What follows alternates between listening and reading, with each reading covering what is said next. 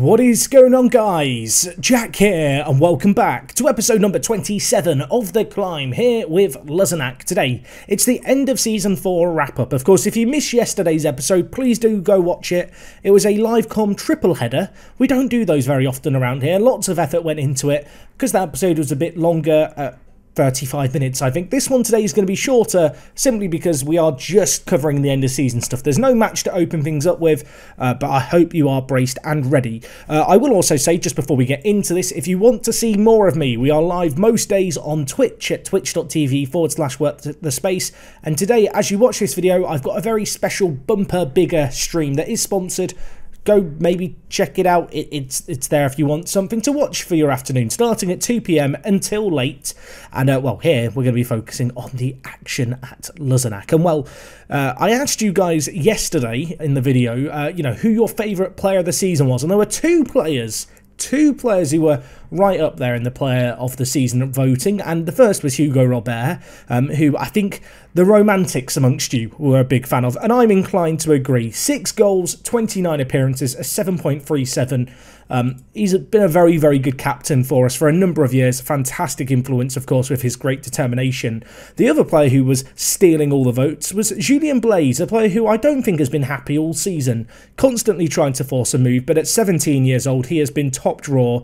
This season, he has just improved so much, and in terms of his contributions on the pitch, they've been massive. I mean, you can see here the development is absolutely insane by Julien, and a lot of that has been this year.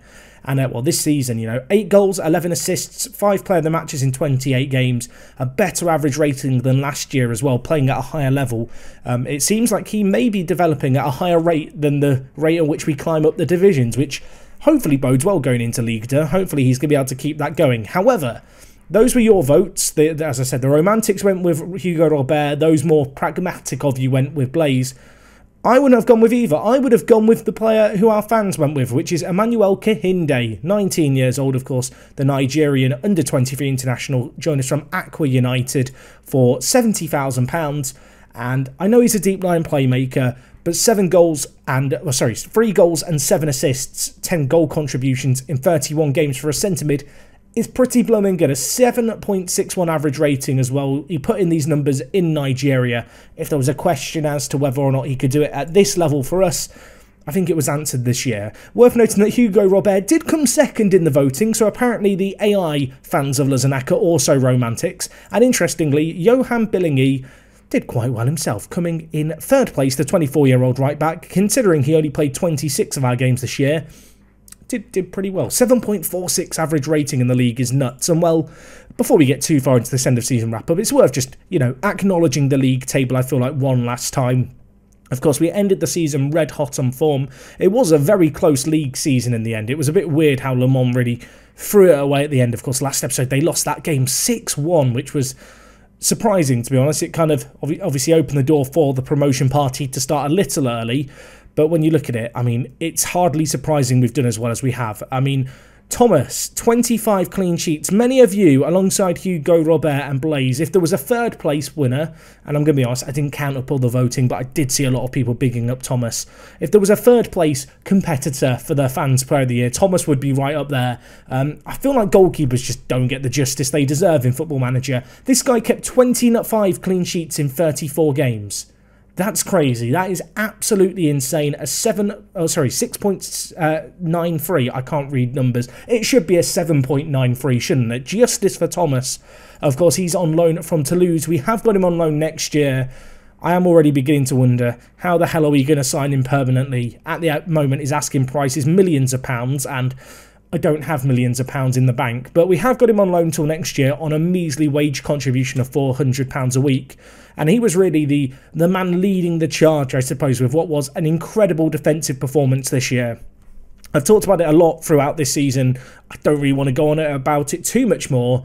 But we were nuts defensively, absolutely insane. 18 goals conceded, and a lot of these were conceded in the same game. In fact, you can see here, we only conceded against 8 different teams in a league of 18 teams. And if we go to the home screen here, 72 goals scored for, 18 goals conceded, and, I mean, 25 clean sheets. I mean, that is where, I was about to say, that's where this season was won. I don't even know if you can really classify it as being that, because we scored the most goals as well. I feel like we were just superior, and actually I think the big thing that really pivoted the team was the midfield. It was Kahinde, and it was whoever he was partnered with, it, be it Cesc Fabregas, be it Bavarel, when he did play the odd game here and there, or be it Mori, who was perhaps the best choice at centre mid alongside Kahinde this year. They ran the show, 2 new players who I wasn't sure quite how they were going to gel into the team. They did superbly, but of course the loan signings of him, or Thomas as I've been just affectionately calling him, Hal as well, and also left-back Russo, who I've got in the reserves at the moment because he's not renewing his loan, sadly, and this is my plan for the future. But yeah, I mean, between those players, absolutely massive stuff. Hal, I do feel like he's a little bit of an unsung hero. He is in the Media Dream 11 as a centre-back, and well, this year, obviously, a 7.23 average rating. For a centre-back who doesn't score that many is pretty good. I mean, if you just compare him directly with Hugo Robert here, you can see Robert is a little more technical, a little better in the air. Hal is the more defensively minded one, but together, they work really nicely, actually, and function really well as a pairing. Robert's a little more experienced. Hal, of course, coming in on loan from Montpellier. I suppose for the £1,200 a week that we are paying him, you would hope that he would do well. And I think it's fair to say he most certainly has this year. Anyway, just to look at a few other things. Julien Blaise did get goal of the season. It was against US Concarneau. Shall we take a look at it? Hopefully it's going to load for us. But yeah, Julien, I'm very excited about. I'm still worried about him trying to force a move. The great news is for the likes of Julien Blaise, for the likes of Kofi, we've got them committed to longer term contracts. I think Blaise still has 3 years left on his deal, and Kofi, with a promotion secured, is due a contract extension kind of being triggered. Anyway, I'm hoping the match highlights are going to load here. Maybe I need to say the magic words. Abracadabra, Football Manager, please show me the replay. I'll join you when it loads. Oh my word, the magic worked. They worked flawlessly, flawlessly. Blaise out on the left wing. So what was this goal? I don't remember this. Blaise, what did you do? What magic did you produce? Maybe he knows the magic words to score this goal. Oh, please load. Look, it's like a Windows update. Gets 99% of the way done, then just leaves us all waiting. You can do it, Football Manager. I believe in you. Again, see you in a second when it loads. I think I've broken it. Come on, Football Manager. I believe in you. Please, Football Manager. I believe in you. I've stopped giving any faith. It's just not working. Please. Oh my word! It's why is he's Blaise? You can do it. Where are you going? What is? We waited all that time and the animations didn't load in. I've literally sat here for 5 minutes. Right, move up, move. I can't be bothered. The animations didn't load correctly. Kahinde got signing of the season and he got Young Player of the Year. Of course, you look at him and you think about how incredible he is right now. The fact that allegedly he is a League 1 quality player. I always kind of gloss over the fact he's only 19, and whilst he is going to be turning 20 in the early stages of next year, he's got some room to grow, and I'm quite excited to hopefully see him fulfill that potential here, and hopefully, similarly to Julien Blaise, really grow with the team. So, yeah, for me, Kahinde would be my player of the season. I know that won't necessarily be the popular choice, but I think it's the correct choice. Anyway, you can see here our season review. Scarce pundits will have been brave enough to pluck Lausanne from mid-table obscurity in pre-season and mark them out for bigger and better things. But they did exactly that, surprising everyone as they marched to a quite remarkable league title success. I butchered that bit there. Either way, defied expectations. You can see here the league position. I feel like we actually kind of grew throughout the season. We were not that great defensively early on. That was something that really took hold a few months into the season, that defensive base. And it wasn't like we changed anything. I think a lot of it was that gelling period. We had the quality in our team. We had the quality with the likes of Thomas, Hal, Billingy, and of course Hugo Robert. And really, when you bring in 3 new people into a back 5, including the goalkeeper, you kind of have to be willing to accept that for the first few months, it is going to be a bit of a learning period. But we've had that, and I feel like we've come through the other end stronger. You can see here the average attendance, of course, at our temporary home, but our new stadium has been delayed until later on into the new season. We had it 15% full, 1,144 fans. It's not the craziest amount by any means, but hey, people are turning up to watch us play. And I think we did even set a club record with the last game of the season in terms of attendances. Anyway, club vision for next year, going into Ligue 2. Of course, we are now a professional club. It's all very serious. So goals for next season, avoid relegation. I think we can do that.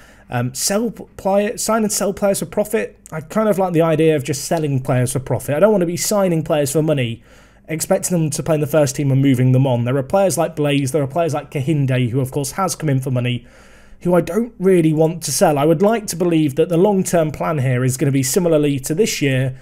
When it comes to youth candidates, we look to round up those which maybe have potential but not the current ability, or have potential but I feel like we already have a prospect who's a little bit better, and we convert them into some money. A bit like Pugay here, you know, not a bad player at 19 at all. He is not good enough for our starting 11. Potential is a little limited perhaps.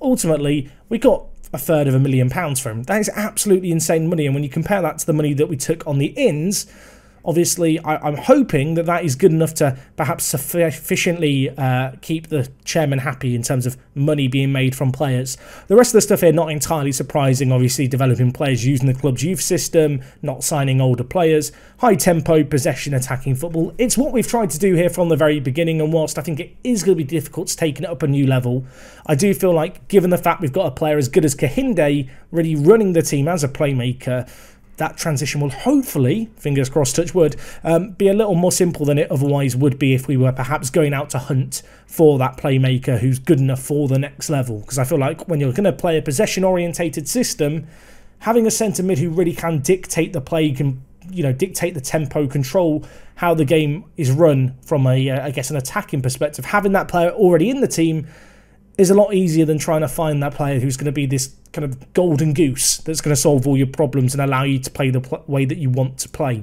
So we'll accept these vision stuff. The longer term aim seems to be establish ourselves as a League team. Realistically, I want to be pushing for League promotion. Next season would be, I think, a little bit too soon, but in the coming season or two, I would love to be right up there. I feel like we've got players who can do that. And we have been given some money to spend. We've got a fair bit of cash, £1 million transfer budget, £29,000 in wage budget. If I'm not mistaken, we get paid in the region of £3.5 million for playing in Ligue 2 next year. So that is a big opportunity in itself to have new revenue streams. You can see here, team leader is still just Hugo Robert. I feel like because of the turnover of players we've had, there's not been many players who have kind of risen through the ranks of establishment, and in terms of how you know, I guess resounding their impact is on the team. So as a result, Robert sits there on his own. In terms of plans for next season, I feel like we've just got to tell the players to avoid a relegation battle. Apparently, I'm not being realistic enough. Avoid relegation. Okay, most of the players are happy. Could have been better. Probably would have struggled to have been worse. But the players don't seem that confident of staying up, which makes me feel like we have got to add some players to our ranks. And while the good news is, I've got plans to do just that. And, well, in terms of the team for next season, this is roughly what I've got set up right now. I feel like David is maybe worth a shot. Obviously, we've lost Russo. I would love to keep Hugo Robert in the team for a little longer, but I'm not sure it's going to be viable in League 2. I think a new centre-back might be in order. But really, in terms of the team, I feel like we've got the building blocks here. It's about filling the gaps. So Thomas and Hal we've got for another season. Billingy we've got for another season. Of course, Russo, who I keep talking about. He was our starting left-back this year. Massive player for us, on loan from Nancy, our affiliates. Unfortunately, he doesn't want to renew his loan at the moment. We've tried it on a couple of occasions. He's declined the terms repeatedly. I will hope that maybe the new season comes around and he changes his mind when it comes to that. I thought he was in the... Did I move him to the under-19s? Was I that brutal on him? Or is he maybe I didn't demote him. Maybe is he still just in this? He is just still in the senior team. He sat here, not a bad player. I mean, I've forgotten where I've left him. That gives you an idea of how optimistic I am and how hopeful I am that he'll be in the team next year. It's looking a little unlikely, but just given how good we were at the back and given how good we were going forward, I don't want to change stuff too much. It's worth noting that US Orléans, the team that we took on in the Cup this year, who were, of course, in the league above us and whom we managed to beat. I will need to tick not Ligue 2 here, the French Cup here in order to see it. But we beat them 1-0. Worth noting that they got relegated this year. So that was a pretty good test against a low-end Ligue 2 team. And I feel like we did rather well against them. We perhaps could have had a few more goals. So with that in mind, and knowing that the likes of Julien Blaze are just going to get better, hopefully the likes of David, Big Dub, Kahinde will also improve. Really, I think the obvious areas for improvement are a new ball-winning midfielder, a left-back, possibly a centre-back to replace Hugo Robert. As much as I really respect his leadership qualities, what he offers us in terms of influence in the dressing room, you know, he can talk players out of being unhappy. There kind of comes a point where we have to be a little more realistic. It's one of those situations where it's not the highest priority, but it's certainly on the shopping list. And if they've got it in stock at the store, I'm going to be picking it up because I do feel like we do need a new centre-back. In terms of players I'm worried about losing, I'm a little concerned about Kahinde. His contract expires at the end of the year. Worth noting, he has got a contract extension after promotion, which will be triggering. So that means he has got 2 more years left on his deal. I feel like we're going to struggle to convince him to stay right now. Yeah, you can see here he doesn't believe our squad have strong enough to match his ambitions. I'm terrified to know what his ambitions are because I think we might struggle to match them. The other area of, I suppose, a little bit of a question mark is the striking position. There's part of me that wants to show faith in Manan. There's part of me that thinks, you know what, the 28-year-old, he's been banging in goals. He performed as well this year as he did the previous year. Obviously, he was given a chance a few years ago playing for Rodez in Ligue 2. He got 1 goal in 5 games. Now, you could argue he wasn't really given a fair shot. He only started 2 games. On the flip side, I would be a little concerned if Manan was our main striking threat going into the new year. Of course, we have got Stephanie Zobo, who is not a terrible player by any means. He can definitely do a job as a striker, but this year he's not wowed me to the same extent Manan has. Kind of a little unsure if, with his physicals and how lacklustre they are to an extent, you know, is that you're going to be good enough? The other option that I really have for the striking department, I suppose, is to give Kofi the nod. Is to say to Kofi, you know what? You've improved a lot this year. Yes, you've only got 9 finishing still, but at 17, if we just compare him with Manan, you could argue that he is the better player. He's 17. He's hopefully going to play for Togo's national team in the not-so-distant future. Maybe he is ready to lead the line. And whilst it would be a big commitment, we might have the adequate backup in Manan and Zobo to kind of fill in for him if he gets injured or if he doesn't hit the ground running. I do feel like that would be a little bit of a risk. Maybe it's a calculated risk, but a risk nevertheless. The other question, I suppose, is Big Dub. His potential might be a little bit limited. This year, he did quite well. I do wonder, you know, if there are slightly better options out there. He is going to be homegrown at club as of this summer. He's finally had 3 years at the club, so that's quite useful. If we're thinking super far ahead to the possibility of European competition, we are going to need some homegrown at club players. And, well, he would, I suppose, technically tick that tick box. Although when you look at the team, you realise that we already have a few players who, of course, were generated at the club. The likes of Cyprian David, Julien Blaise, Kofi, Bavarella as well. So on the homegrown front, we're not terribly short. Of course, the youth recruitment, the youth facilities are something that we've invested all of our money into for the most part. We've not spent a great deal of money on players through the years. I mean, our youth facilities and our training facilities are still pretty meh. And even then, meh might actually be a little bit generous. But in terms of the recruitment and the academy coaching, both at an exceptional level, and we're going to be looking to maintain that, and that is going to cost a little bit of money. Of course, I would also quite like the prospect of improving the youth and training facilities. I'm hoping that once the promotion is official in about a month, the finances are going to steady out. As I said, I believe Ligue 2 is about £3 to £4 million, just going off memory of when I managed Sochaux a few years ago. If that is the case, we're going to be in a great spot. It is worth noting the hot prospect in the team is a player we signed earlier on this year. You might remember him, James Connolly. He was signed from Toulouse Metropole, playing in the National Free League. Really like this guy, capped at under 21 level for Scotland. He's only 16 as well. Loads of potential, super well-rounded player. Doesn't really have a glaring weakness in his game. I suppose his physicals are a little lacking, but with his age, there's a reasonable chance they all improve to a decent degree. So cautiously optimistic that perhaps James Connolly is going to be a little bit of British steel, I suppose, in our team. In a team that, considering I'm an English football manager, doesn't have a great deal of English or British representation in it whatsoever. Maybe that's something we'll look to address over the summer. In terms of the team, we have got some players with contracts expiring.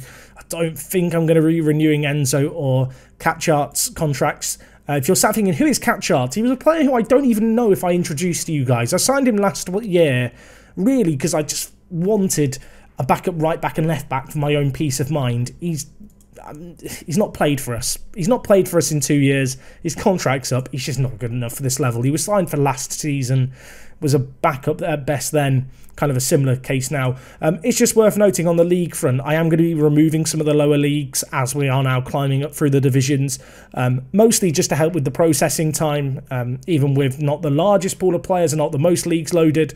The National 3 level is, I think, an additional 8 or 9 leagues, so in not having that, we will notice a noticeable speed up.